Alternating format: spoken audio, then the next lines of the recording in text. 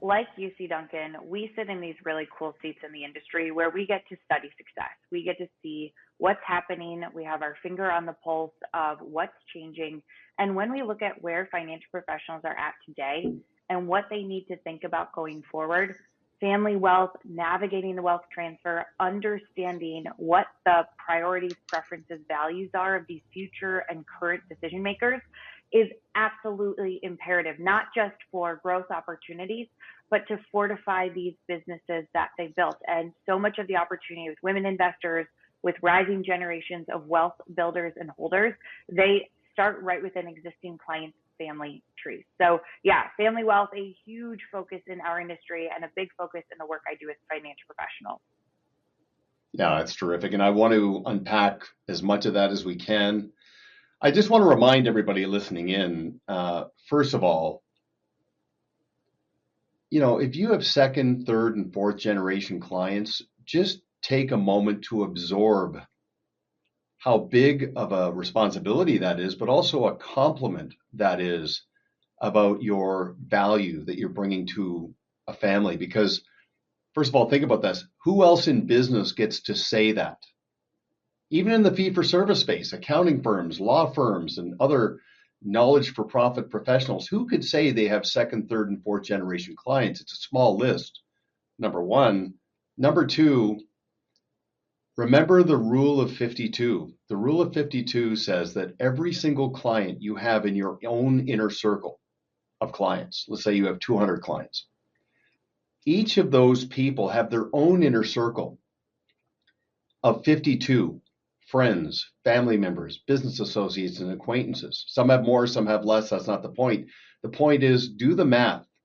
And of course, a big number of that 52 are family members, up the tree, down the tree, whatever the case might be. That is a vein of gold. That is your primary addressable market from a client acquisition and organic growth perspective. And what are you seeing specifically that advisors are doing that are getting meaningful results when it comes to going deeper into the family tree? Great place to start.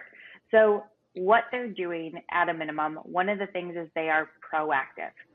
It is not your client's job to introduce you, and it's not the family member's job to ask. And I love the point that you made is growth in the family tree isn't just top down. It can be horizontally to siblings, in-laws, up the family tree to mom and dad. So being proactive is essential. We can't wait for clients and their loved ones to come to us. The second thing is it has to be a give, not an ask. Because if you're going to your client saying, hey, we want to meet the kids, well, it feels like, why? Because you want to sell to them or you want to keep them when I die. No, we want this to be a service. And a Cerulli study found that one of the top reasons that high net worth individuals choose their primary provider is services and experiences. And one of those leading services that they're looking for is family education and counseling. So adding this as part of a service, elevating the client experience, that's another key part. And one of the solutions that we have at First Trust is called the family phone call. It's the number one process I do coaching on. It's your proactive introduction to the family, to the loved ones, but it's scalable. It's 10 minutes. One of the things that we see teams often do wrong is they go right into trying to have a 2-hour family meeting, and people aren't quite ready yet.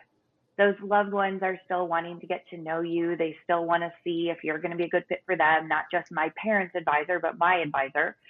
So the family phone call is the number one process I do coaching on to help foster that proactive, warm introduction wrapped in service for clients.